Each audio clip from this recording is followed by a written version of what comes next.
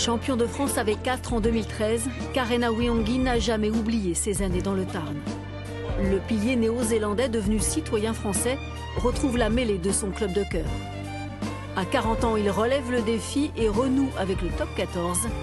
Sa puissance, son engagement force le respect de ses coéquipiers.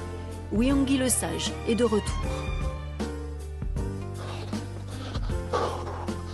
À l'âge où la plupart des sportifs de haut niveau profitent de leur retraite, Karena lui travaille sa condition physique.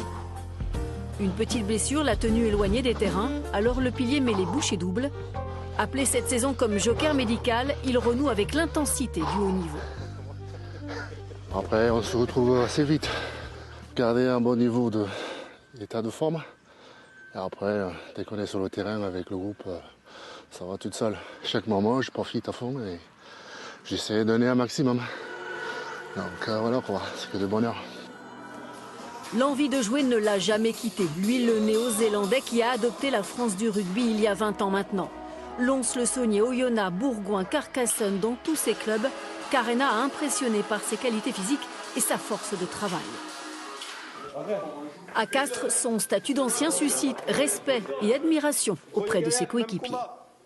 Souvent, on voit le Karena cool et tout, mais en interne, on voit aussi toute la récup qu'il fait et tout le travail qu'il fait pour être performant aujourd'hui. Sur le terrain, sincèrement, il n'y a rien à dire. Il est en mêlée, il est imbougeable et voilà, il est top.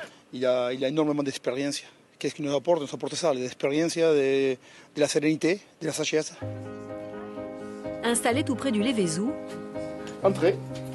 Karena Wiangi savoure ce retour dans le Tarn. Une région dont il apprécie l'authenticité et en gourmet la richesse culinaire. Un petit repas sportif. Un point commun avec son épouse née en Équateur, près des îles Galapagos. Depuis 20 ans, Anna Wiangi a pris l'habitude de ses déménagements à travers la France. Alors quand son rugbyman de mari lui annonce qu'il prolonge sa carrière de quelques mois à Castres, elle le soutient, comme toujours. C'est mon partenaire, c'est mon amour. Donc je suis avec lui à 100%. Le plus important pour moi en tant que femme de joueur, c'est sa santé, qu'il va bien, qu'il n'y a rien cassé. Et puis voilà, et on continue. Donc ça va. Pour le moment, ça va. C'est dur, voilà. Hors des terrains, Karena, ancien champion de natation, a gardé une passion pour l'océan. Il a lui-même fabriqué ses fusils pour la chasse sous-marine en apnée. Sa bouffée d'air, loin de la pression du top 14. Je fais le vide et je passe un bon moment à la mer avec les copains et voilà quoi. Comme ça, lundi, quand on revient, on est prêt à repartir. Un peu de pêche, ouais. On dit c'est la pêche sous-marine, mais on ramène plus des bouteilles vides que des poissons. Donc. Alors dès qu'il le peut, Karena s'évade à bord de son bateau Cap sur l'étang de Thau pour y déguster quelques huîtres dont il raffole.